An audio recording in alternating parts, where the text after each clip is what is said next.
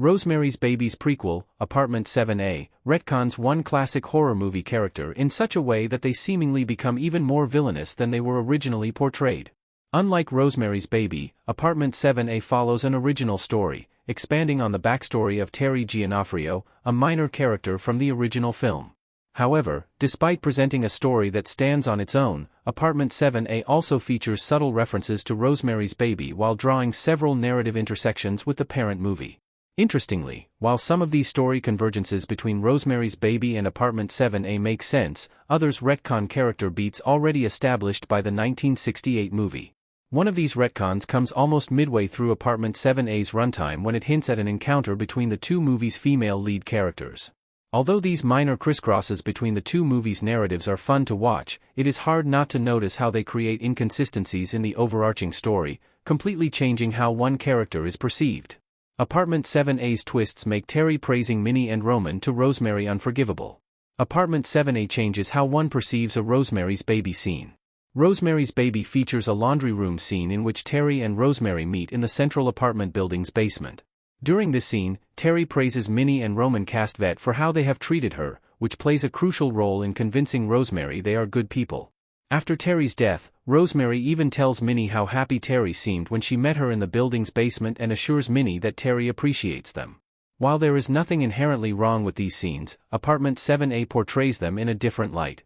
Although Apartment 7A does not feature a conversation between Terry and Rosemary in the Bramford building's basement, it pinpoints the exact moment when the two characters first met there in the parent film.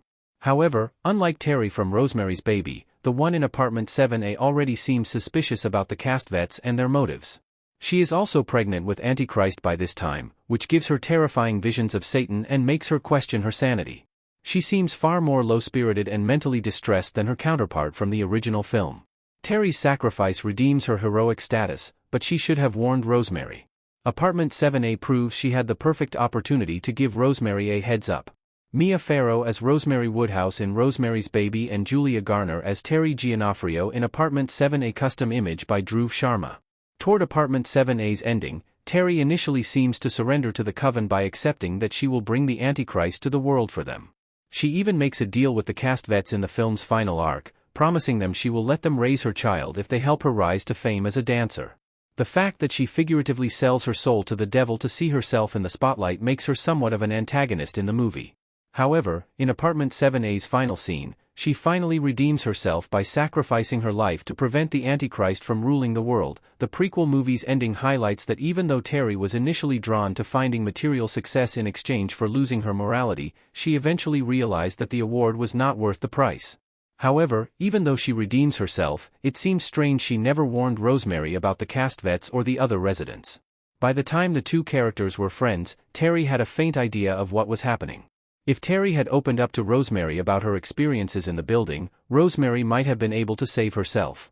Terry and Rosemary's original laundry scene makes no sense after Apartment 7A.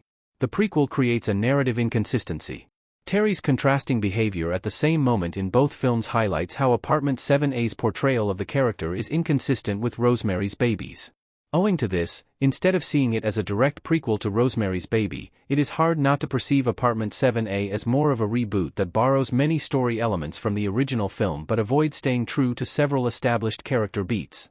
Many other similar plot variations further cement this. For instance, Rosemary's Baby portrays Terry as a recovering drug addict.